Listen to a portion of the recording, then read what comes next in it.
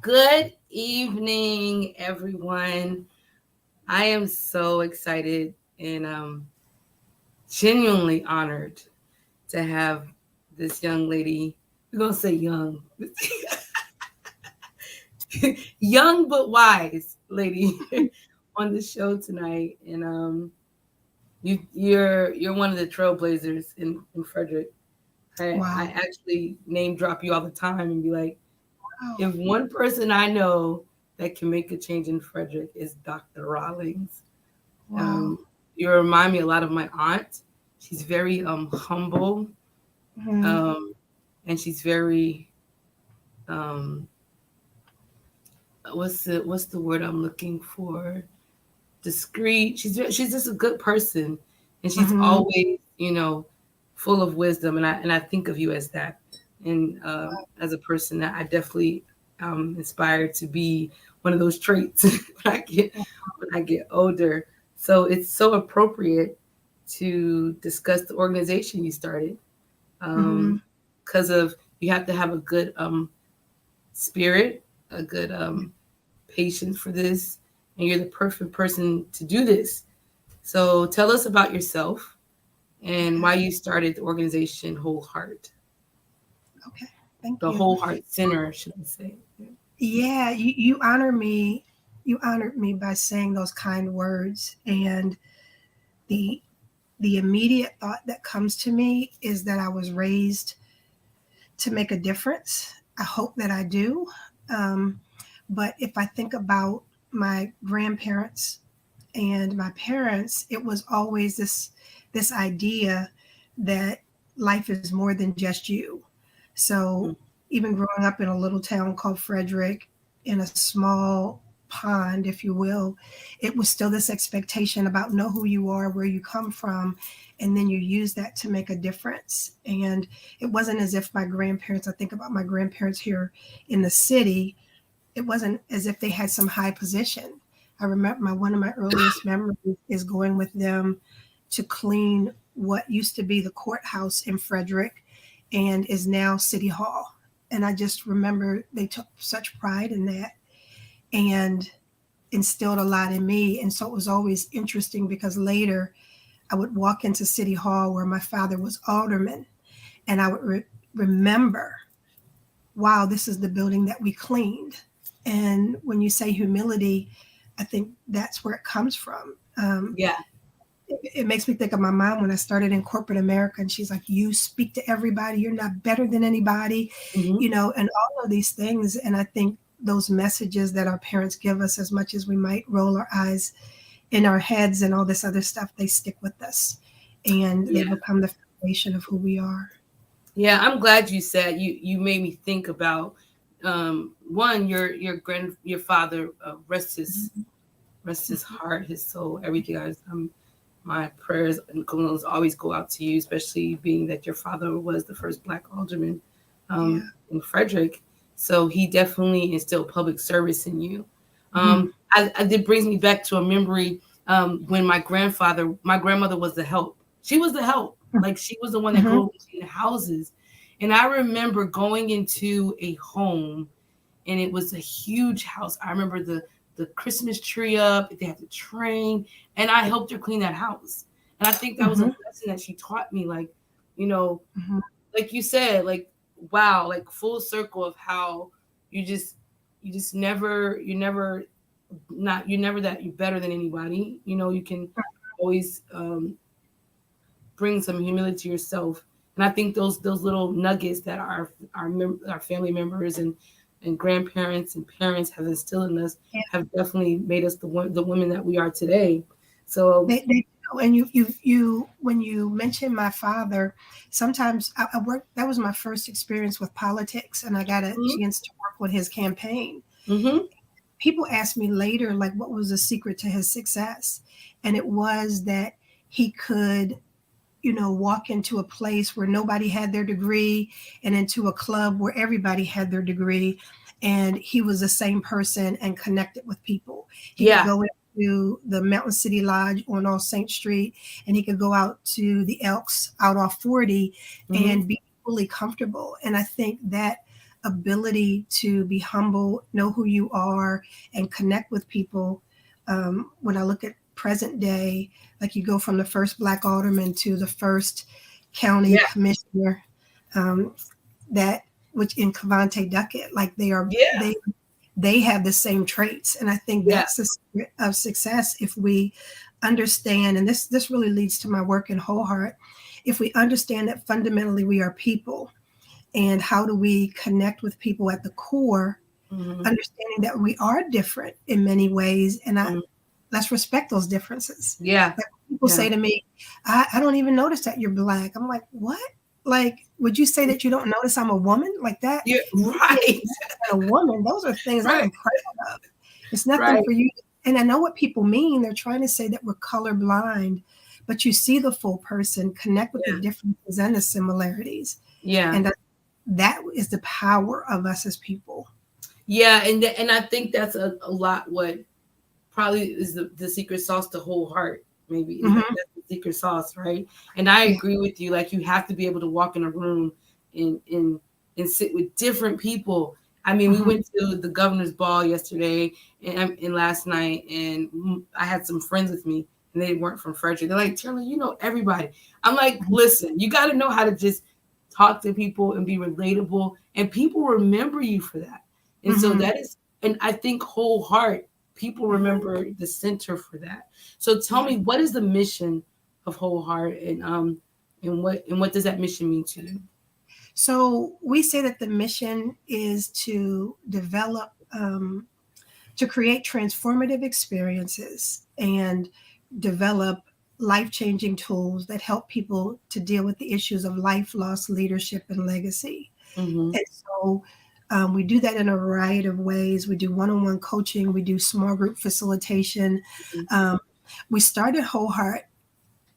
I started Whole Heart because I had dealt with 4 sudden and tragic deaths in a short period of time. Mm-hmm. I was killed by a drunk driver. 10 years later, my fourth born son died at 5 months in a tragic accident. Mm-hmm. 2 years after that, my aunt was killed by somebody drag racing. Years Mm-hmm. after, my husband, my first husband, died officially of sickle cell, but I always say unofficially of grief. Mm-hmm. Um, his grief in regard to the loss of our son was overwhelming. Mm-hmm. So when he passed away, I remember he was 49 when he passed away, just like my mom was. Mm-hmm. And I remember standing at the company that I worked for and thinking to myself, if I was 44, if I had 5 more years to live, like my mom and my husband, would I be doing this? Mm-hmm. And it take me Mm-hmm. a second to say, absolutely, positively, I wouldn't. Mm-hmm. And that is when I put into this, to play this plan to walk away from corporate America, which I did in 9 months later. I didn't have a job. I decided to go to Hood College full time to get a thanatology degree in grief and death. Because what I knew is that when I went through my losses, the number of people who could relate to me and pour into me was so much smaller than the number of people who didn't know what to say, who were Mm-hmm. silent and avoided me, who said all the wrong things. And it Mm-hmm. wasn't because they were bad people. It's just because if you think about it, we don't talk about grief Mm-hmm. at all. And Mm-hmm. so I walked away from that and went into getting the master's and then a PhD in marriage and family therapy. Mm-hmm. And I decided when I was getting that PhD that I didn't want to be a therapist. Mm-hmm. And the crazy thing is, it's not because I didn't respect therapists. A therapist helped save my life when my mom died because she was absolutely my mom was my best friend and I didn't know how to live without her. So Mm-hmm. therapy was great, but I also come from a community where people aren't necessarily, they weren't at that time jumping up and down saying, I want to do therapy. They're like, ain't nothing wrong with me. Mm-hmm. Mm-hmm. I don't need therapy. So in my heart, I said I could be a bridge between the people who can relate to me Mm-hmm. and come to me. And then if Mm-hmm. I think something deeper than coaching needs, because that's what I decided to be a coach, I would recommend them to go to therapy, and I thought through that relationship of trust that they would do it. So that's how Mm-hmm. Heart Center was created. It was the Whole Heart Grief and Life Resource Center, which is interesting, Tara Lynn, because when I started it, it was the Whole Heart Grief and Loss Resource Center, Okay. right? Because it was all about death. Right. Until I realized in the beginning when I helped everybody for free, there was a day when I was like, wait a minute, most of the people who come to me are not even grieving death. They Mm-hmm. were Mm-hmm. grieving life. It was Yep. a Yep. divorce or it was a job that didn't go well. And so I changed the name to Grief and Life Resource Center because I said, we don't know how to live. And when I say Right. we, I was a key person who didn't know how to live. In fact, I'm still figuring that out. Even though I coach Right. other people to do that, sometimes we're the worst when we in applying it to ourselves. And you mentioned the death of my father in August. That was when I reflected on his life and the number of people he impacted.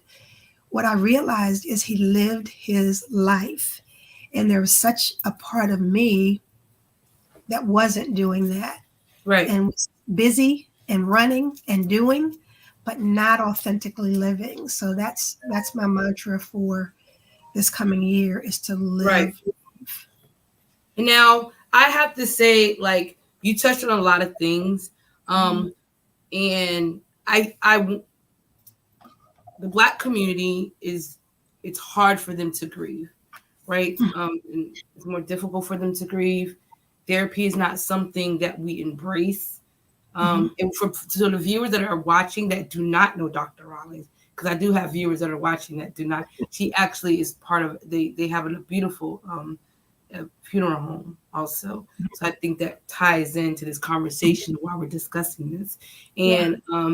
and I think that they shy away from therapy, and Mhm. because of that, when they have the African American community, like you said, you experience death after death after death, and we don't know, we can't process it, right? We're trying to process that, and it's Mhm. hard for us because back in slavery days, back in those days, in civil rights days, we had to learn how to compartmentalize all that grief and Absolutely. pain. Absolutely. And so when it comes down to grieving for our loved ones or living after our loved ones, it's hard for us to process. And when we Mhm. have a therapist that's white, Mhm. it's hard for them, it's hard for that Black woman, that Black man to sit down with a white woman or white therapist and say, feel my pain. You know what I Mhm. mean? And I think I can relate to that. My sister died at 16 and I was in college, and Mhm. she died unexpectedly after having her son. And that Mhm. was right after she had her son, she died the next day and out of cardiac arrest. And I Yes. remember my mother sitting in that funeral home braiding her hair. And Mhm. I remember her grieving. I remember her going, not wanting to go to therapy because they don't know, Mhm. they didn't say the right thing. It's that process that she could never, um, put near and dear to her. And I think Mhm. if we had more organizations like yourself, and like your organization, that could help people like my mother and other women and other Mhm. families and other men to grieve when their loved ones have passed. How do you feel about the African American community versus the Caucasian community when it comes to grief? And how can you make is it is it necessary to make them understand? Is it something that Mhm. how do you deal with that? So my when I went to get my PhD, my um, dissertation was the bereavement experience of African American women Okay. following death related loss. So a lot of my research in the beginning was women, and I'm finding that some of these things though are universal. And so when you say what's the differences in the ways that we grieve, what I would say to you is as a culture, African Americans are a very collective Hmm. people, right? So if you experience it, sometimes I'm experiencing it too. I think oftentimes about when Trayvon Martin was killed, Hmm. I remember where I was when I Hmm. heard the news, and I Hmm. remember breaking down crying. Hmm. Know that young man, didn't know Hmm. his family. But Hmm. what I knew was the grief of a mother who Mm-hmm. worries about her Black sons Mm-hmm. driving every day, the Mm-hmm. anxiety that we feel. And Mm-hmm. just as much as it could have been Trayvon's mom, it could have been me. It And could so have I been me. Yeah. her and me and you, Yeah. right? It's this Yeah. collective experience that we have. And I met his mom one day, and she said that she never wanted to be in the position that she's in. She just wanted Mm-hmm. to enjoy her son. And Mm-hmm. that's the fear for a lot of Black mothers. Sometimes people outside the community will say, well, when you're teaching your sons different things about dealing with the police, aren't you harming them in that way? Mm-hmm. But I don't have the latitude as a Black mom to not tell my sons different things Mm-hmm. because their experiences might be so different. So one, there's this collective grief that we have. Number two, there's this cultural, I think, pressure that we have. It came out when I was doing my research. There were so many women who said, we were at the funeral and my grandmother or my aunt said, don't you break down, don't you cry. Right. Right. Yeah. Right. Like Trayvon, his mother probably, instead of her wanting to grieve, she had to be strong in front of the whole world. That's Absolutely. that pressure. That pressure. Yes. But go ahead. And that cultural expectation, I always say it's a cultural expectation to be strong. There's also an expectation sometimes in our faith community to be, now I'm not questioning it. And Right. I know that because when my 5-month-old died, the thing that freed me is 2 older women in the community who came to speak to me. And they said, honey, it's okay to question God. That means you're still talking to him. Yeah. There are many places they say, oh, we don't grieve. This is a celebration. Well, you have to, because I know that my dad's in a better place. Nobody has to tell me that. What I miss is the physical contact that I can go and say, oh my God, we got Wes Moore over in the governor's mansion. Can you believe the history was made? The excitement about Cavante being elected, those moments I want to share with him. So it's not that I don't know he's in a better place, but I miss him physically. I also think that there's a societal pressure because we have to suppress our emotions sometimes. Because if I'm serious or if I'm mad, then I'm the angry Black woman. So we talked about that on my last show. Yep. I'm making sure that I'm not intimidating you, which is a heavy thing. And then I also think we have these internal pressures, which I always say we need to talk to our kids because we can combat systems when it comes to racism and the things that go on. But if we don't get here, when I have imposter syndrome and all of that. And so sometimes the pressure comes from within that I think I should work a 20-hour day and then come home and be able to cook and clean and do all this other stuff. And it's just not realistic. So when you say this idea about do we grieve differently? Absolutely. And I also think this is the last point I know, but I'm passionate about this. No, I love it. We grieve more broadly. What I mean by that is in the Black community, we got cousins that aren't really our cousins. We got aunts that are really our cousins, what we call them aunties. We have these extended family relationships. So when I'm grieving my aunt, I'm grieving her like a mother because she almost raised me. Yeah. But people don't understand. They're like, "That's just your aunt." No, it's just your aunt. Yeah. And the role that she plays. So I think Black people, when we talk about collectively the violence against us, and then in our families, how wide and broad those families are, that we are grieving upon grieving upon grieving. And I think people don't understand our grief. They just don't. And it's very unfortunate. And because that's just another weight we have on our shoulders, right? Yes. And I think we have enough weight on our shoulders, and especially being a Black woman, we carry a lot, and we have to, when we have those funerals, we're cooking in the kitchen. We're just trying to hold it all together. We're trying to hold it all together. And I know that it takes a village, and you have a village in your organization. Tell me, you have some great people on your team. I do. One of your team members prophesied over my life one day, and he knows who he is. Yeah, he knows, and he had me shouting in that church. He had me shouting in that church, and I don't really think he realized what I was. Like he didn't know, but all that weight that he was, everything that he was saying was very real, and I needed it. You know what I mean? and Mhm. I should go to church more. I should, really should be. I watch it online. I should be in Mhm. person, but Mhm. my dad's a pastor, so he'd be like, "What are you?" Yes. And I do apologize. Everybody's watching. If I cough and my voice, it is going away. I just told Miss Denise that I think I'm coming down with something, so I don't know what's going on. So hopefully I can get it out of my chest later on. But tell me a little bit about your team and how you guys work together. Okay. So, what?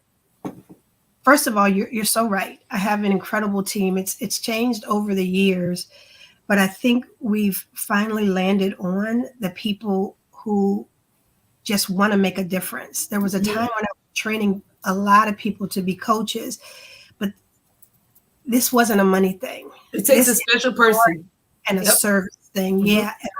I I have this team that is incredible. We have one uh, almost full time employee. That's Farron. She's our program director, and the story that Farron always tells is she came in as a client, Hmm. crying, broken. She was working at a oh man, at the Wawa. Okay. And our team members, who was phenomenal, came in and said, "Are you sad?" And she broke and cried. And she said, the team member said, "I know a place."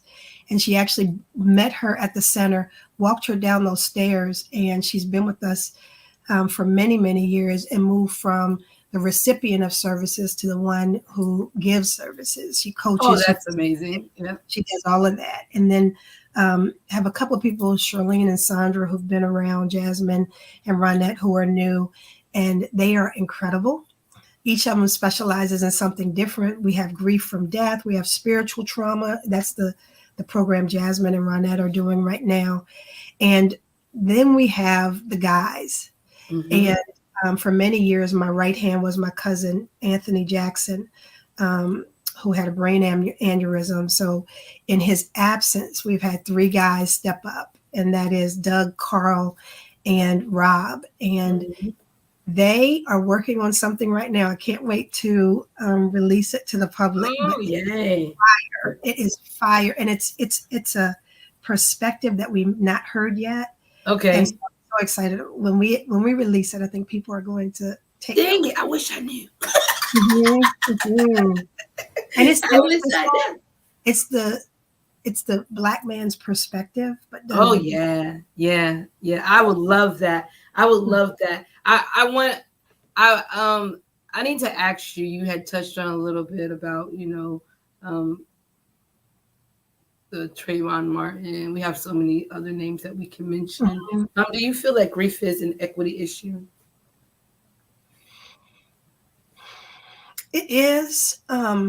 with the high rates of homicide in the Black community, Mhm, the increase of the health risk? When you think mhm, about COVID and how many Black people have suffered from COVID and have passed from COVID, when you think mhm. about police brutality, do you think that grief is an equity issue? And it's funny that you would say this now, because I've been writing recently just for my own, just for myself, about this whole idea about what if we have this huge threat to the community that we've not even identified yet. Hmm. I think that when we go back to the health issues that we have, when we go back to the disparities that we have in income, Hmm. the pain and the struggles that are carried in our community, um, they multiply themselves. Hmm. Nobody nobody sees it as grief, and nobody sees it as something serious that we have to address. And so oftentimes when we talk at Whole Heart, we say we want to create this self-care revolution, because I may not be able to convince other people how important what we're going through is, and how much racism impacts us and how much grief impacts us. But what I can do is convince us and Hmm. say, we don't take care of us right now and be able to see each other's pain. Hmm. When the whole George Floyd incident happened, I had Hmm. somebody call me and want me to really barter this conversation between two black men. And what Hmm. I said was, one person's grief came out as tears, Hmm. the other one came out in anger. and Anger. Yeah. rage. And we see that anger and rage as threatening. Mm-hmm. We don't see it for what it is. It is Yeah. grief that's magnified, and we just don't know where to put that emotion. So Yeah. oftentimes we swallow it and we kill ourselves. I really Yes. do believe in doing that. And I think you are definitely you're hitting it on the head, right? So come like I worked with returning citizens. We don't Mm-hmm, call them ex-offenders, we call them returning citizens mm-hmm, for many years. mm-hmm. And working in Baltimore, you see a lot of bereavement, you see a lot of grief, you see a lot of hurt. That Absolutely. the poverty, Mm-hmm, that's an equity issue that mm-hmm, causes grief. mm-hmm, The high crime is because they're tired. mm-hmm. They Absolutely. struggle. That's Absolutely. that grief. So when Mm-hmm, they go out there and put that anger out there, or they cause these riots mm-hmm, worldwide, like that's that anger and grief. So it is mm-hmm, an equity issue, right? When mm-hmm, you think about it, because they're looking at us like, oh, these are just people that's just doing the most. But no, that's pain. That's mm-hmm. pain. That's what causes the pain causes wars. It does. And so, Carolyn, I say to people, okay, so we grieve death, but we also grieve any changes in life. So if you talk about people who are returning to society, um, they grieve, first of all, when they were not in society, they knew what time they were getting up, they knew all of that. And even though they didn't want to be there, now when they're back in society, it's like, I knew that. I don't Mm-hmm. know this. Then they Mm-hmm. try to do the right thing. And if you tell the truth and say, I have a record, they're not going to hire you. If you Mm-hmm. lie and Mm-hmm. say, I don't have a record so you can get hired, and then they find out, they're going to fire you. That Mm-hmm. is something that we grieve, that I can't even have the American dream that other people can have because it's held against me. And I Right. think we don't acknowledge all of the things that we grieve as people. And that's why I say it begins. I want to educate the masses, but I also want to educate people who look like us, because when I know what I'm dealing with, I can better take care of myself. Right. And I appreciate that. You said the education part. Mm-hmm. So you guys have different services that you provide. Yes. Do they work hand in hand, or is it something that people can just take and say, I don't want this, but I want this? Or they actually complement each other and it's like a workshop, or is it, explain that to me about that process. It's both. I have clients who come to me strictly for one-on-one coaching. Mm-hmm. We specialize in having this self-coaching model so that I can give you skills so that eventually you don't need me. Mm-hmm. I always say, who do you call at 3 o'clock in the morning? Please don't call me, because I'm going to be out of it. That is a no-no. Yeah, we got to give you tools so that at 3 o'clock in the morning you can help yourself. So you've got coaching, but we do these workshops. And what I love about the workshops is some people start with us with workshops, but then we add coaching to it. So we're here together. I learn because maybe you tell your story and I realize, oh my goodness, that impacts me, or my experience is different. And when I have that aha and then go to one-on-one coaching, I can go even deeper with Mm-hmm. exploring my issues. So we do it hand in hand, or we do it separate. Some people come to a workshop and that's all they need. Mm-hmm. So it really depends on the person, and we pride ourselves in getting to know people as individuals and then helping them to figure out what's best for them. Okay, so how long have you guys been an organization? How long have you guys been? We were founded in 2013. So this Wow. year is 10 years. Yeah. You know what? Wow. Carolyn, I say we're the little engine that could, I, because I a didn't know lot you of guys were around that long. we haven't been good about telling our story. We just kept our head down and just kept helping people. I didn't say, oh, I've helped, 500 people. The number of free coaching sessions that I've done, all of the coaches have done, we just haven't publicized it. We just help. Wow. And so we're learning this year that it's important to tell our stories, not to brag about ourselves, because we are proud of the impact that we made. But if we don't tell our stories, we can't help all the people who need the services that we provide. And we And feel that like we're doing a disservice if we don't tell the story. and that's good that you say that, right? Because your humility was like, no, we just shouldn't say anything. We shouldn't say, like, no, I don't want to do that. And then people are like, why not say it? You know what I Yes, mean? So, yes. and I remember I was doing these these community pop-ups. Mhm. I did those community. I brought the idea of the community pop-up for my job to Frederick. Mhm. Mhm. And Jessica Fitzwater, Mhm. county executive Fitzwater, was like, Taylor, are you behind this? And I'm like, Mhm. yeah. She was like, well, then why don't you say something? And I'm like, Mhm. I don't want to do that. Everybody's like, Mhm. why don't you say what you did? Why don't you say what you've done? And I'm like, Mhm. you know what? Like, Mhm. does it really matter? Yeah. So I'm just wondering, like, what was your biggest challenges when you guys are behind the scenes? And Mhm. um what in your biggest success? Like what were your Mhm. biggest challenges? The biggest challenge is money, right? Yeah. Um, I hope I y'all listening. yeah. Money is Because the dollars. I talked to a funder one time, and she was like, "It's more appealing when you say I'm helping these poor little kids, right? Because people want to help kids." And so when you say I'm helping this college student or this adult woman, it's not as appealing when people give money. But what's interesting to me, Carolyn, is, and we had this campaign one year that says, when she heals, we heal. When the Mm-hmm. woman in the family heals, I'm telling you, everybody in the family heals because she wants everybody to have what she has. And so you can't heal these kids when we talk about adverse childhood experiences.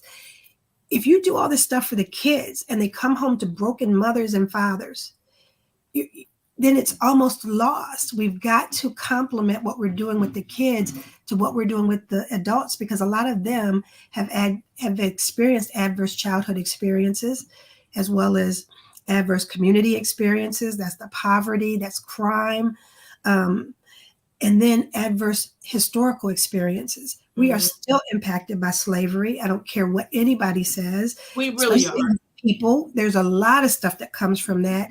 And the pandemic, that's going to be an adverse historical experience that will follow us the rest of our lives, because Yeah. people were traumatized these last few years by the death, by the living, on a camera, all of that. So being able to do that. So anyway, our biggest trial has been to get the money. And last year was a successful year with getting grants because we stopped being so humble and started telling our story. Yeah. So we're proud of that, and we're going to do more fundraisers this year. In fact, we're going to do a national fundraiser that's coming up where we're going to have 10 spots across the country, and we're going to do these vision board things in a way that's different than everybody else does vision board.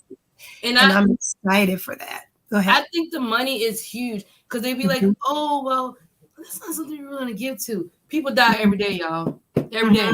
I mean, Mhm. that's why Mhm. funeral homes make so much money. Because Yeah. people die Mhm. every Mhm. day.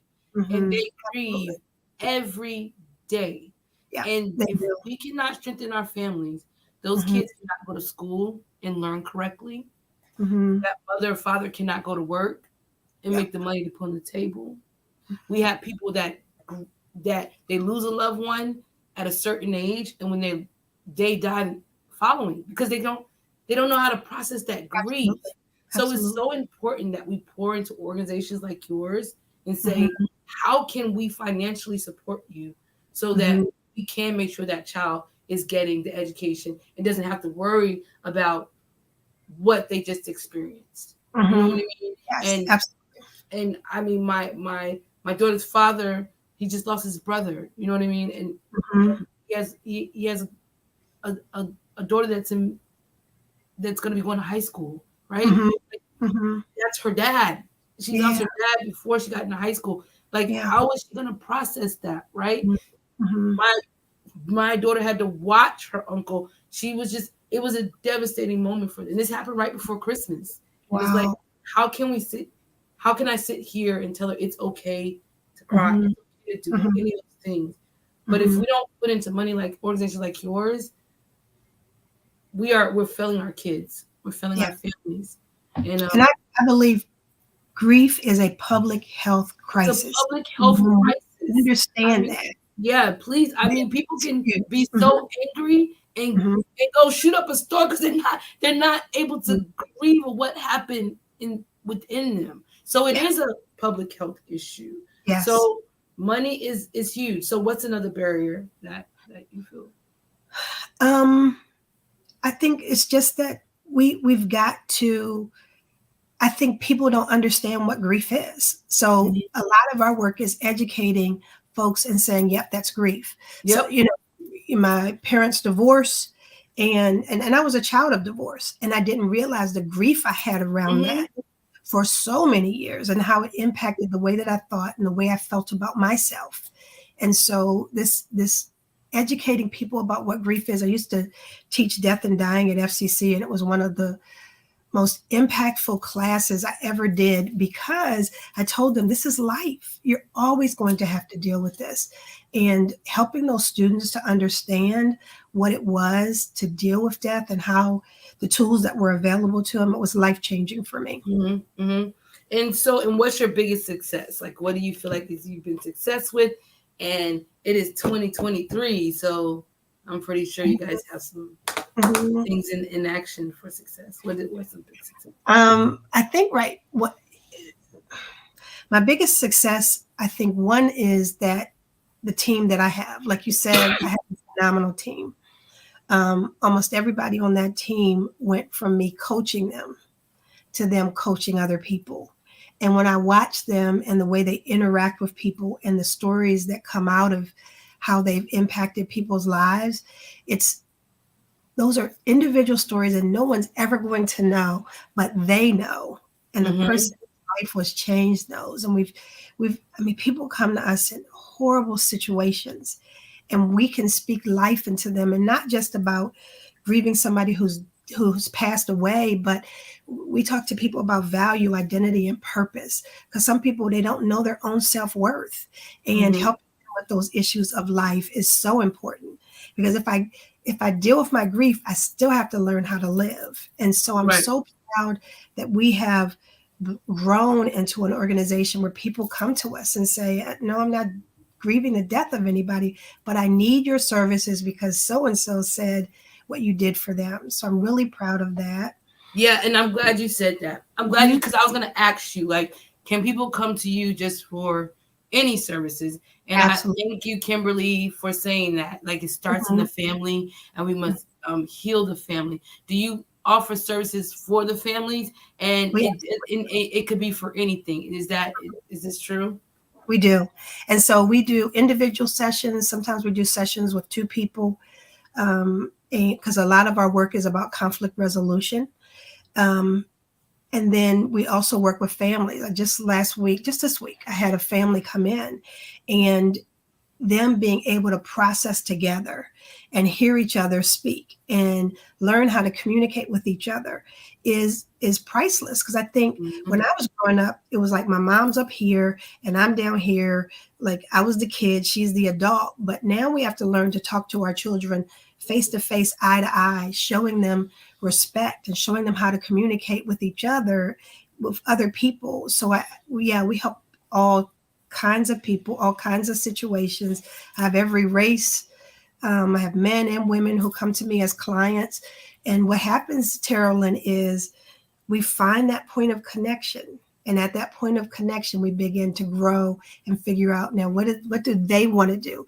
Because coaching isn't about me telling them what to do. I tell them I Yep. have enough time keeping my own life straight, right? Exactly. Yeah. Because I'm not perfect, right? So I Right. got my own issues. Yeah. But what it is this person who's a guide who stands beside you and oftentimes asks you some very challenging and difficult questions so that you can then decide how do I want to progress.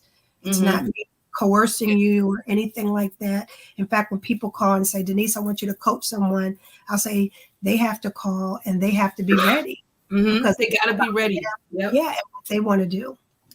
Yep, and I definitely agree with you on that. When I was working with the returning citizens and things like that, we had the motivational interview and we had the conflict resolution. And I always tell them, just think of it like this: I'm the passenger, you're the driver. I just I need you to love get me from point A to point B safely. However you do it, it's it. not my Mhm, choice. Like mhm. it's your journey, and I that's the love thing about coaching. It's just making mhm. sure that they understand that this is not. I'm not here to tell you how to do it. And I Yes. think a lot of African American when they go to therapists, that's what they in their mind. They're like, are you? Mhm, You know what I mean? They're looking. I don't know if mhm. they're like I don't know what they're looking for, but they're not. they're looking for them to tell them how to do it. It's Mm-hmm. like, no. And then when they don't get, they're like, they don't care. It's like, but no, that's Yeah. that's Yeah. not it.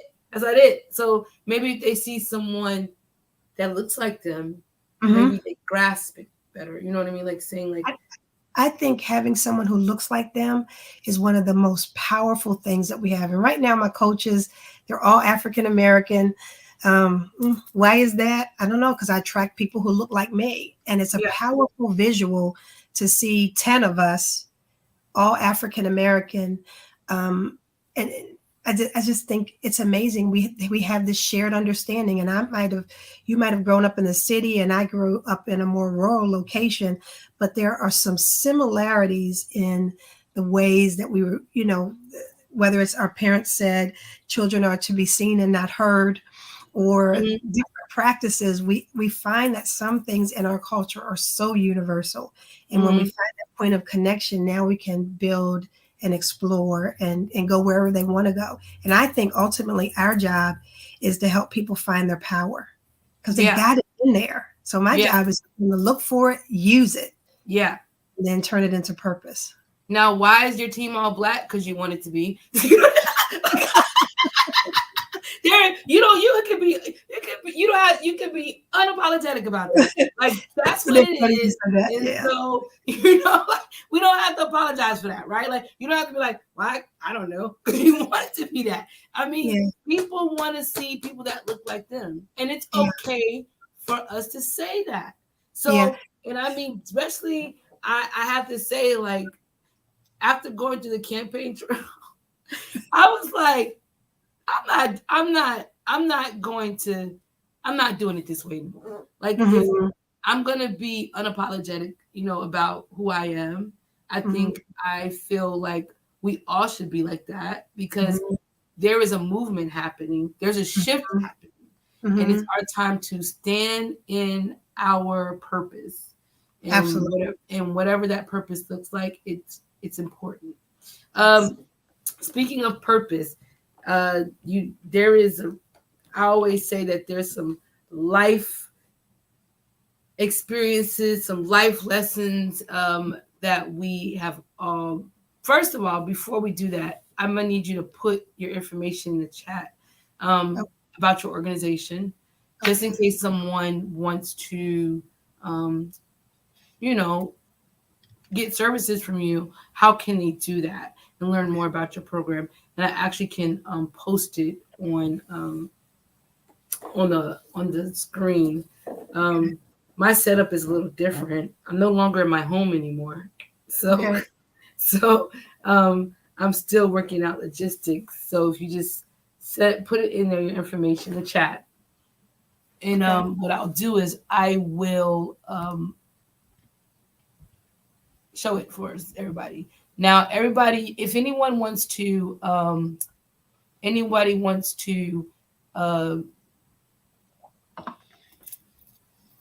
ask a question, you're more than welcome to. We can take questions. So, Carolyn, as you say that, I do want to point out that at the Whole Heart Center, we say that we help people with those issues regardless of their ability to pay. And Yeah, so, one of the things I love about my coaches is they take reduced rates in order to do the work that they do. Sometimes we take people and they don't pay anything. Um, and so we use grant money in order to support what we're doing.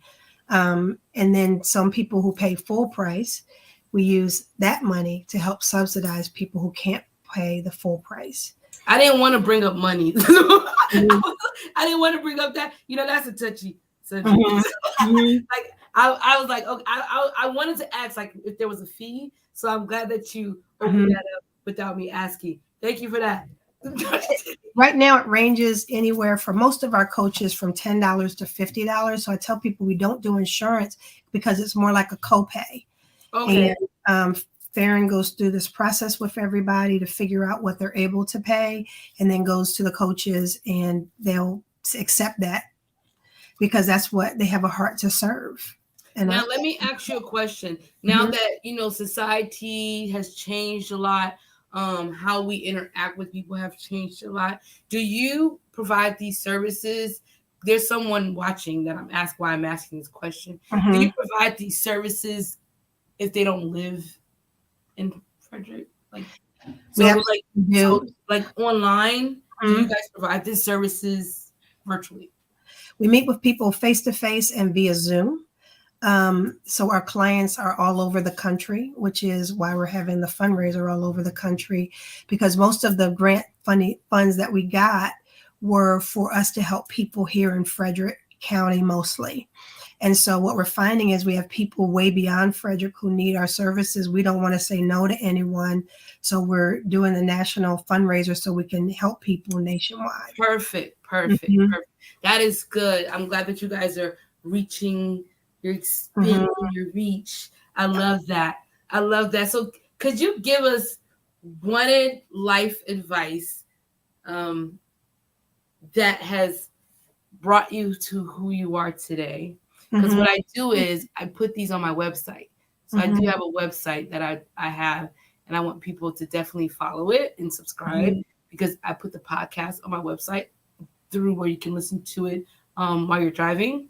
And also you can see these advices that people give in their quotes. So that's what I'm actually, what's your life advice that you would give?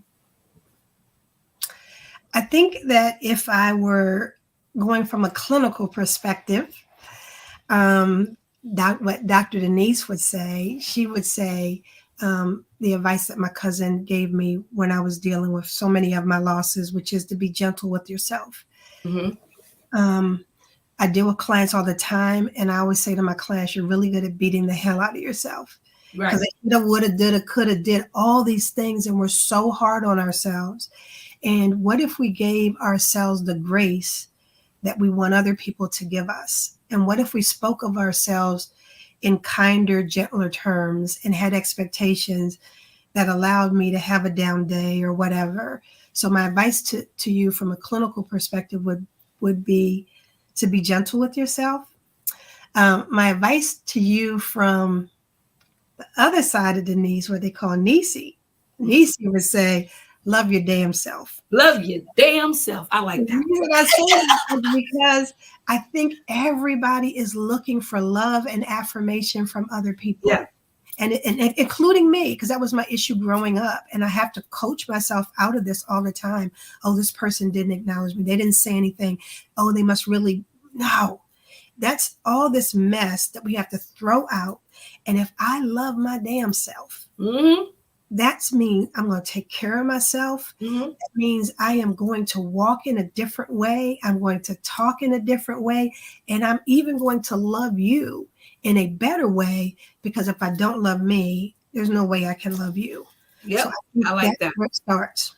I like that. And you can do both, actually. You can be soft on yourself, be gentle with yourself, and love your damn self at the same time. They complement each other. So we're having a big Galentine's Day thing, the first Friday in February, and that's going to be like the underlying theme. Like, we want these women to come together and say, no, I'm putting me first. Yeah. 2023 is about me. Yeah, and that's what, and that is my hashtag actually. 23 really? is 2023 is about me. That's my hashtag, and I think that answers my next question. What events do you guys have coming up in the next 2 months? Yeah, so we have the Galentine's Day. It's the first Friday in February here at the Rollins Life Celebration Center. It's from 7 to 9 p.m. It's going to be a blast. We don't want to give out too many details, but we have that here, and people can find the information on our website. Facebook is a better place because it's easier for us to change Facebook. We have the international fundraiser, or the national fundraiser, that's coming up. We just started this month, tonight, a workshop called Spiritual CPR. And it's this whole idea of sometimes we need to heal our hearts when it comes to our spirituality. And that's not about blaming anybody. It's about figuring out, sometimes I believe this, and if I didn't get this, how does it impact the way I see life? So that's coming up, and we're going to announce another round of it. And then The biggest thing, not the biggest, but the one I'm smiling about the most this week is a new program with the guys, and we're calling it the Man Shed. Yeah. It's a place for you to shed some of the heaviness that you Yeah. bring, but also that's a place for you to get tools so that you can do it big. And And this so, is going to be done. Is this going to be done virtually and in person, or just in uh-huh. person? Well, the Man Shed will be a series of videos, but what we're going to use to complement that is, I think it's going to be the last Friday in every month. Just like Okay. the first Friday is Ladies' Night Out and it's just for us, the last Friday of every month is going to be Men's Night Out. So they're going to do things that are interesting and exciting to them because they're a little Yeah. different than us at times. And we're going to do things that the ladies love. And so, I really like, and actually, one month this year, we're going to bring it all together and have the men and the ladies together. And then we're going to have a October masquerade ball. That will be our big Okay. I thing. love masquerade. Mhm. And our whole heart always talks about the mask that we wear Yeah. and when we wear them and why we wear them. So we're going to have a big masquerade ball. Maya Angelou, she did the mask. Yes, So, yes. yeah, she did the mask. Let me ask you a question. So I'm always thinking outside the box because you say it's national. You do Mhm. have you ever considered opening up or thought about opening up another organization outside of Frederick? We have, and that has been on the agenda for all of the years that we've been together. So, what we're trying to do is perfect what we do here in Frederick Mm-hmm. so that we can then package and give it to the person that I'm thinking of right now. We have one person in Philly and one person in New Jersey. Okay. Really, they've been trained by us. They really are excited about what we do. And so, we want to have places across the country where they do exactly what we do. Mm-hmm. Don't have to learn it all by themselves like we did, that we give them this is a tool for success. And so tell me one quote that you hold near and dear to you. Mm-hmm. um, is always going to be the change that you want to see in the world. That's when you say fundamentally, I believe I was created to make a difference in the lives of others. I know it's broad, but that's what I believe, and I think it's connected to that whole be the change. Yeah, I like Mm-hmm. that. I like that. Be Mm-hmm. the change that you want. I've heard that before. Be the change Mm-hmm. that you want. It's I'm Gandhi. trying to figure this out. Gandhi. Gandhi. Yes, Gandhi. That's what it was from Mm-hmm. Gandhi. Yep. Now, I will have to say that I am happy we had this discussion. Good. And, I am. and you guys have a lot coming up. And I really, really hope that people that are watching this, that are going to watch this, will use your services online and in person. Whoever can't get to you in person, that they can Mhm. get to you online. And Yes. I do have to say that I have to put it out there. We are having a Seas to Roots performance at the Weinberg. This is our 30 year doing Mhm. that. And we will love to see all the kids come out that want to perform on our stage. More importantly, I want you guys to buy a ticket and come see these kids. It's an amazing show, and the kids have an amazing time.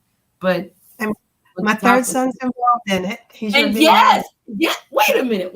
Let's say Malcolm has been involved in it ever since. Yeah, he's been our video. He's been our videographer. Like he's been amazing. He's Mhm. really good. So Good. yes, Malcolm is the one that does all of our recordings. So when we Yes, have he does them the same online, thing for Whole Heart. Mhm. yes, he's a good guy. So please Mhm. come out, support the event, and then also please come out to the February Valentine's event and support. I mean, it's Black History Month, and what better way to support a Black organization through Black History Month? I love it. So, Dr. Denise, I want to say that if you guys have not been to the location, it's the beautiful building, a beautiful building off of Jefferson. Is it not? It's not Jefferson Street. What street is it? It's like, It's off Jefferson. It's 330 Catoctin okay, Avenue. it is off Jefferson. Okay, yes, it's a beautiful building off of Jefferson, and I remember taking the tour there. I didn't even feel like I was in a funeral home. Yeah, The that was the goal. waterfalls. Yeah, it doesn't feel like you're in a funeral. It just feels like, oh, like you're in a spa or something. It's about life. It's about life. Yeah, it feels like you're in a spa. That's a perfect way to put Mhm. it. But I thank you so much for being Thank here. And I know I'll see you in the community. And I'm definitely you. going to come to that event in February. So, Wonderful. and support. And that's it. Is there anything else you want to add? No, I just thank you for the time. I thank you for having a platform where you elevate people in the community because, sometimes you need people to help you tell the story. Even when Yeah. you're not good at it, you need people to help you. So I Yeah. appreciate that. And if anybody thinks you need our services or want to experience it, just reach out to us wholeheartedly. We are waiting to serve you, and Yeah. would be honored Yeah. to serve. Yeah. They will be honored to serve you and love Mhm. you. They don't sell. I like that one. I like that one. And thank you, Misty. I think you guys are doing an amazing job. You guys are doing an amazing job. And thank you. Thank you. And I always wish you the best. And hopefully you'll come on the show again. Hopefully you come on the show and then toot your own horn, okay? This All right. 2023. Do not do anything. Don't take credit for yourself behind the scenes. Do it out in the open. Why not? Yeah, I agree. Thank you. Have a great night. All right. All Bye right. bye.